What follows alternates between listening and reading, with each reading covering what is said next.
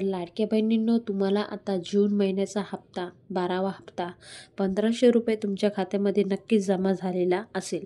ज्या ज्या महिन्यांना जमा झाला आहे त्यांनी कमेंट बॉक्समध्ये कमेंट करून असं लिहा का आम्हाला पैसे मिळालेले आहे, आम्ही ह्या जिल्ह्यामधून आहोत.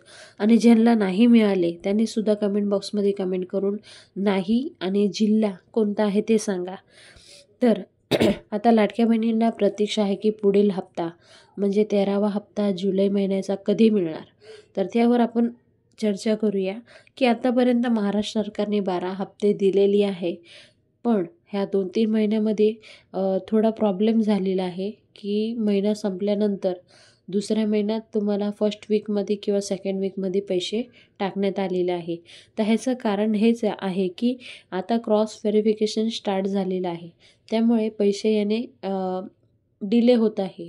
तर ह्या गोष्टीवर लाडक्या बहिणींनी लक्ष द्यावा.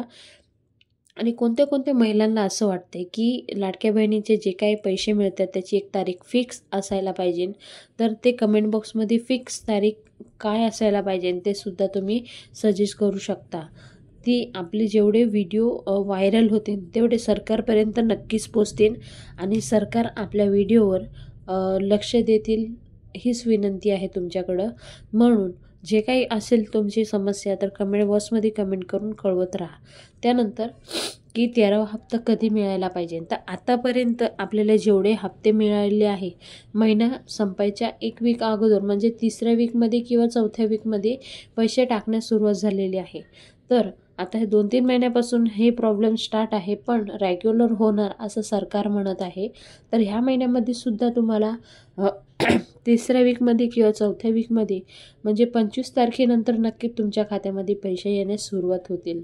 तर लाडक्या बहिणींनो, ज्या गोष्टीची तुम्ही प्रतीक्षा करत होते ती प्रतीक्षा आता संपलेली आहे आणि गव्हर्नमेंटसुद्धा ह्या गोष्टीवर लक्ष देणार आहे.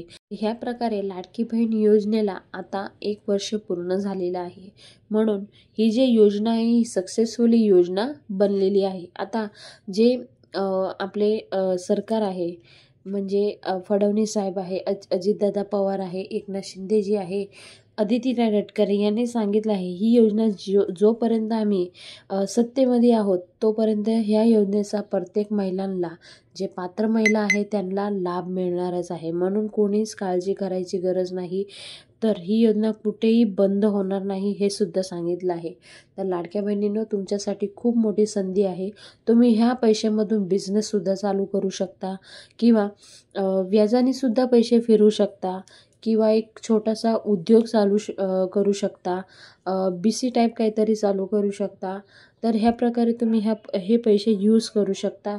ह्याच हेतूने सरकारने आपल्याला महिलांना सक्षमीकरणासाठी हे पैसे दिलेले आहे. म्हणून हे जे हप्ते मिळत आहे ते तुम्ही चांगल्या यूजला लावा, हे सरकारला अपेक्षा आहे तुमच्याकडून. तर तुम्हाला आजचा व्हिडिओ कसा वाटला जरूर कमेंट बॉक्समध्ये कमेंट करून सांगा. तुमचे काही प्रॉब्लेम असो नक्की तुम्ही सांगा. आम्ही तुमच्या प्रत्येक कमेंटला रिप्लाय देत आलेलो आहोत आणि आम्ही तुमची मदत करू. पुन्हा भेटूया नवीन व्हिडिओ सांगते. तोपर्यंत बाय बाय.